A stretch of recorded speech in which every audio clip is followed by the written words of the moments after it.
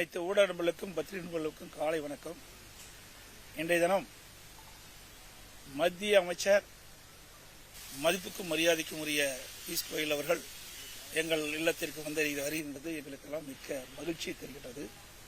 அவரோடு பாரதிய ஜனதா கட்சி சேர்ந்த அமைச்சர் சகோதரர் முருகன் அவர்களும் மற்றும் பாரதிய ஜனதா கட்சியுடைய மாநில தலைவர் மரியாதைக்குரிய நயினார் நாகேந்திரன் எம்எல்ஏ அவர்களும் அவரோடு மாநில பாரதிய ஜனதா பொறுப்பாளர்கள் மற்ற தலைவர்கள் அதிமுக என்னுடைய தலைமை நிர்வாகிகள் அனைவரும் எங்கள் இல்லத்திற்கு வந்து அறிந்திருக்கின்றார்கள்.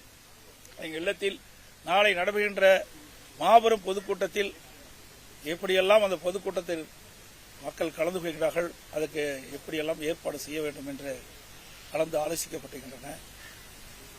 நாளை நடைபெறுகின்ற கூட்டம் தமிழகத்தில் மிகப்பெரிய மாற்றத்தை ஏற்படுத்துகின்ற கூட்டமாக இருக்கும்.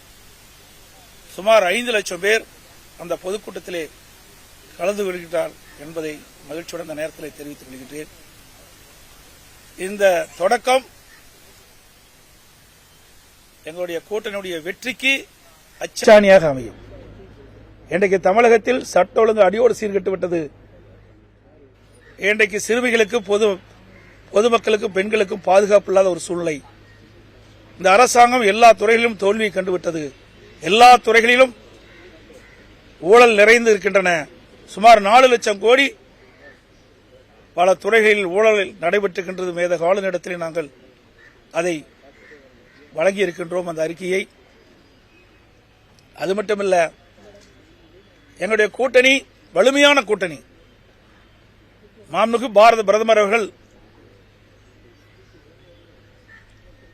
இந்திய நாட்டினுடைய பொருளாதாரத்தை உயர்த்துவது மட்டுமல்ல, மேக் இன் இந்தியா அதை நடைமுறைப்படுத்தி இந்தியா எதிர்காலத்திலே ஒரு வல்லரசு நாடாக உருவாக்குவதற்கு அனைத்து முயற்சியும் எடுத்துக் கொண்டிருக்கின்றார்கள். இன்றைக்கு அனைத்து இந்திய அண்ணா திராவிட முன்னேற்ற கழகம் என்டிஏ கூட்டணி மிகப்பெரிய வெற்றி பெறும்.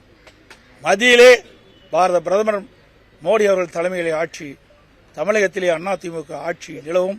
அப்பொழுது தமிழகம் மிகப்பெரிய ஏற்றத்தை பெறும், மிகப்பெரிய வளர்ச்சி பெறும். இதுநாள் வரை இல்லாத ஒரு வளர்ச்சியை இந்த தேர்தல் மூலமாக வெற்றி பெற்று மக்களுக்கு வழங்கும் என்பதை இந்த நேரத்திலே தெரிவித்துக் கொள்கின்றேன். பாஜகவுக்கு எத்தனை இடங்கள் என்று முடிவு பண்ணிட்டு